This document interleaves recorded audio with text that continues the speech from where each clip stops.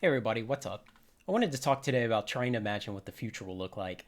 It's such an important skill in both business and investment because if you can rationally imagine what the future might look like, you can position your business or your investments in ways that will benefit. Now, short term predictions are really hard, but long term predictions are less hard. Short term outcomes can be more vulnerable to people's emotional responses, but long term, things must begin to at least yield to reality. On the short term, highly variable events like the weather or the death of someone instrumental to a company or a tweet from a celebrity can move markets in dramatic ways. But in the long term, those things fade to noise, and what remains are the effects caused by the macro trends. For all the press coverage that Tesla gets over how its stock price moves when Elon tweets, in 20 years, those tweets won't have any effect on the stock price. They'll all be forgotten. As the saying goes, in the short term, the stock market is a voting machine, but in the long term, it's a weighing machine. And this applies to any market, not just the stock market. Long term thinking needs to be and is less dramatic and simpler. You're looking for what you think are obvious macro trends that will accumulate weight over time. Short term thinking can get hung up on what will, in hindsight, turn out to have been transient noise. You're forced to try to predict the cumulative effect of the emotions of all of the market participants. It's required to be very specific and very accurate in order to be useful.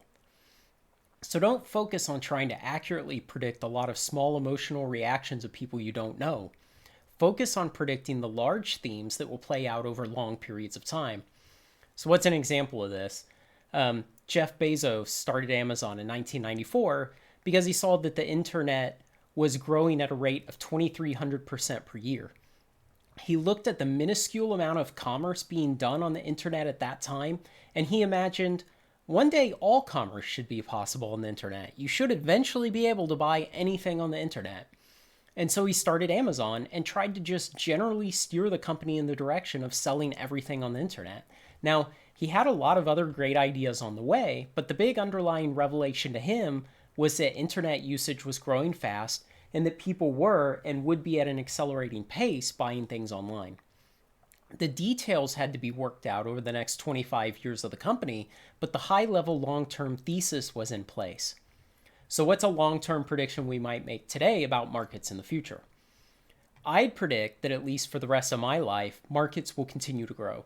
People like to keep making more new people. Three of the six habitable continents still have massive populations that are increasingly entering the middle class. And as people rise into the middle class, they consume more. More goods, more services, more energy, even more magic cards. People define their improved standard of living in terms of their increased consumption. And this is going to drive the continued growth of markets for decades to come. More businesses, more customers, more goods, more services, more trade, more finance. Eventually, as the effect of the middle class having lower birth rates takes hold, the thesis may break down, but I think we have at least a half century before that happens. Get it? So try to think about effects that you have high confidence will slowly accumulate weight over time. This is why starting a collectibles business was so appealing to me. While will Magic and Pokemon still exist in 10 years? Almost certainly. Will the reserve list keep going up in price? Yeah. Will the existing population of set sealed product be less in 3 years than it is today? Yes. Those are long term themes that, to me, for now, seem reasonable. Over time, the accumulated effect of the small weight of these catalysts becomes harder and harder for the market to misprice. After it's out of print, sealed product is constantly subject to declining supply. That's a nearly irresistible force in a market. And so that makes it easy for me to start a business that buys the collectible, holds it until it's more rare and valuable, and then sells it. I have a very high confidence that on the 3 year timeline, most sealed boxes will be worth more. And on the 5 year and longer timelines, all of them will be worth more. Focus on the long term macro trends and don't waste money chasing short term bets.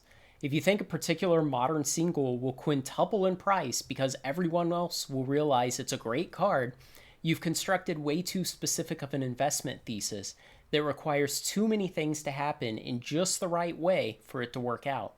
Odds are you'll be wrong about some element of it and the bet will fail. Even if you're right occasionally, making accurate short term bets repeatedly is impossible for even the best investors, whether we're talking about magic cards, stocks, crypto, or any other market. And as normal, always keep questioning your investing and business theses. You can always be wrong, the world can always change, and sometimes this time really is different. So keep thinking about it, keep learning, and keep seeking out other people's opinions.